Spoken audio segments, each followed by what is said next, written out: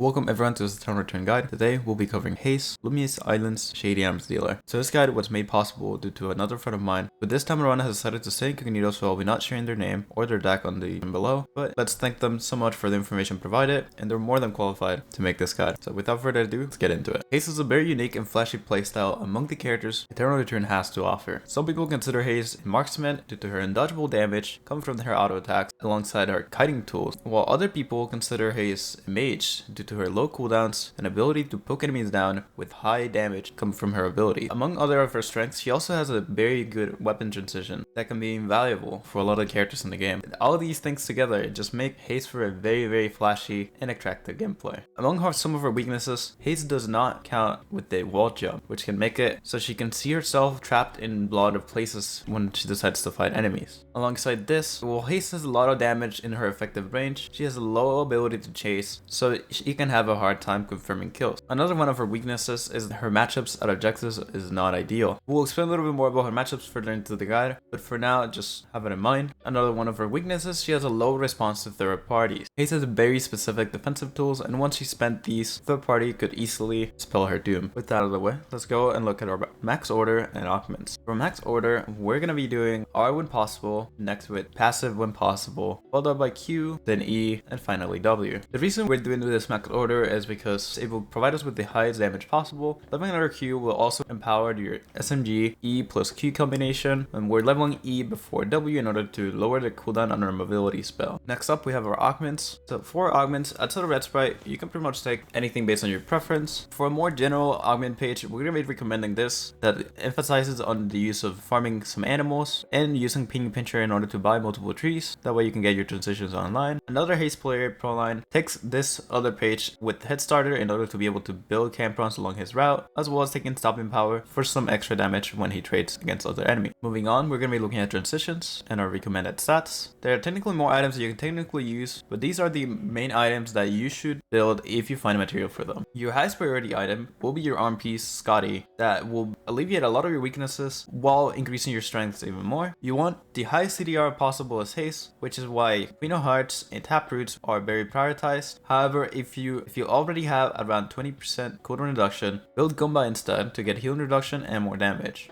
Any of these boots upgrades will be great. Mobility will be the main priority when upgrading your boots. Finally, weapon is a great upgrade, but make sure you're prioritizing Scotty first. They were both made out of the tree. Make sure you're prioritizing the right thing. Next up, we have our matchups. So for 3 best matchups, we're going to be looking at Yuki, 11, and Sua. For Yuki and 11, they're both very melee characters that you can kite them to oblivion as long as you don't give them any space or get corner cheesed. Make sure you time your ultimate knockback for whenever Yuki dashes towards you. That way you're going to be able to make some extra space and Yuki will be very sad. In terms of Sua, you have a lot of MS and dashes, so getting hit by any of Sua's abilities will be pretty hard considering they have a fair amount of windup, so you should be able to dodge most things. Now, in terms of our 3 Warriors matchups, we're going to be looking at Piolo, Eva, and Shuichi. For Eva, we're pretty much using Eva as an example. Any other long poke mage like Adina, Cicella are pretty rough for Haze as the reach is longer. So most of the matchup is depending on mistakes on their side. Now for Piolo will stay on you while avoiding a lot of your damage. If they run, usually it's not worth chasing since they could pretty easily turn the fight against you with a good E. Especially when they run a tanky build, being able to damage them will be a rough task. So for Shuichi, there's pretty much no counterplay as Haze, so you should make sure they're not on your screen unless they really fuck up their combo or they're behind. Now looking at our combos, while Haze is not a very combo heavy character, she still has a lot of tips and tricks that you can do in order to increase the amount of damage output you do and decrease reload times. So looking at the first one, we're going to be looking at using W followed by your D skill and followed by an auto attack. This instantly allows your auto attack to go out after using W without the need of reloading. In order to follow up that combo, you can then Q after the stun. That way you can pretty much guarantee a center Q to the stun without losing too much time. You can pair this combo with an E, so you can E, then W, then D skill, and then auto attack plus your Q, which will be very effective when turning against long range characters.